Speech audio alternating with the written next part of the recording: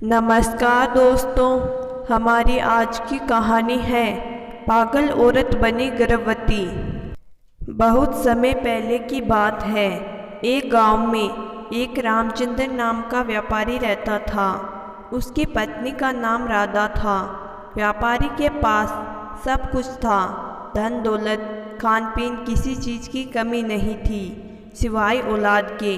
उसकी पत्नी राधा औलाद प्राप्ति के लिए खूब पूजा पाठ करवाए, फिर भी उसको कोई बच्चा नहीं हुआ।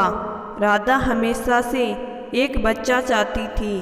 उन्होंने बच्चे की चाहत में सब कुछ किया, पूजा पाठ, हवन, सब कुछ जो वह कर सकते थे, लेकिन फिर भी कहीं कोई उम्मीद दिखाई नहीं दी।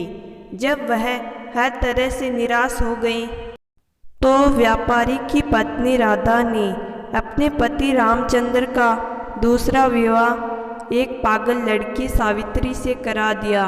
रामचंद्र की दूसरी शादी के 1 साल बाद दूसरी पत्नी सावित्री गर्भवती हो गई। 9 महीने के बाद उसने एक स्वस्थ लड़के को जन्म दिया।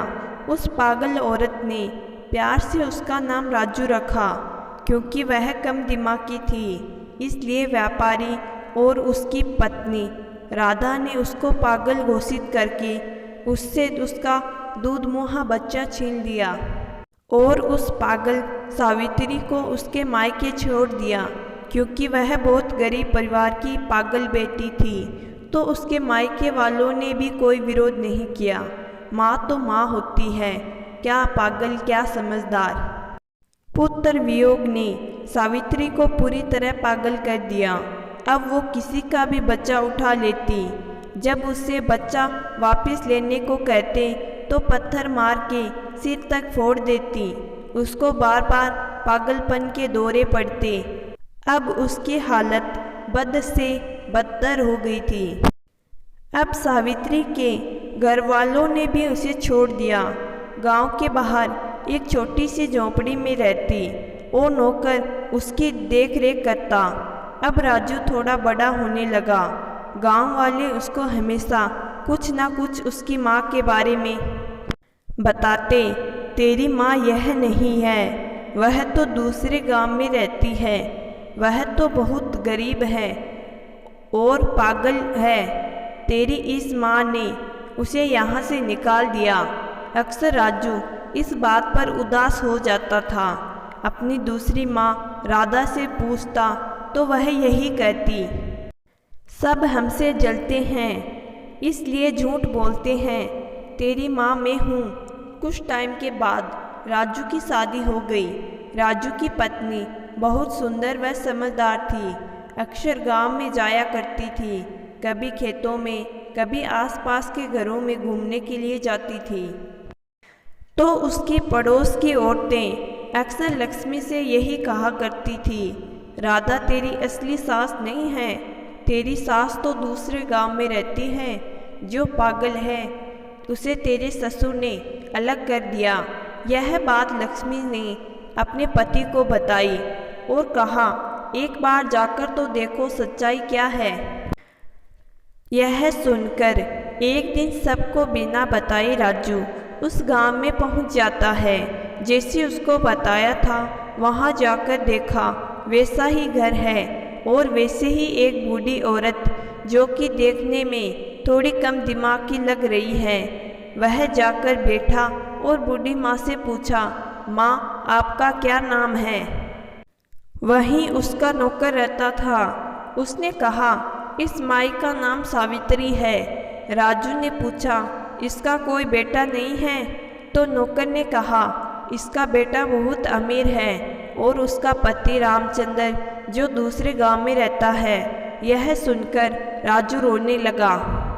राजू नौकर से बोला, काका इनका यह बदनसीब बेटा मैं हूँ, मैं ही राजू हूँ, सेठ रामचंद्र का बेटा। मैं अपनी माँ को लेने आया हूँ। और वह अपनी माँ को लेकर घर आ गया। इधर जब शाम तक राजू घर नहीं दिखाई दिया तो व्यापारी की पत्नी परेशान होने लगी। अचानक दरवाजे पर गाड़ी रुकी। व्यापारी की पत्नी राधा ने कहा, राजू कहाँ गया था? बेटा, सुबह से मैं तुम्हें ढूंढ रही थी, मैं परेशान हो गई थी। राजू ने कहा, मैं तो अपनी माँ के पास गया था। राधा ने कहा, तेरी माँ तो मैं हूँ।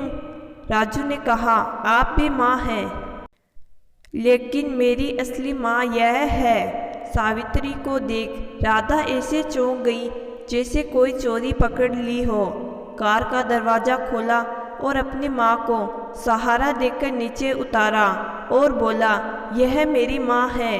राजू बोला, आपने मेरे साथ गलत किया है, आपने मेरी माँ को मुझसे दूर रखा। आज से यह भी यहीं रहेगी, नहीं तो मैं भी अपनी माँ को लेकर अलग हो जाऊंगा।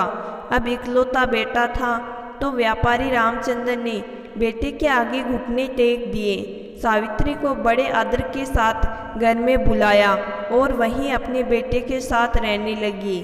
और पागल सावित्री को भी अब वही सम्मान मिलने लगा था जो राधा को मिलता था।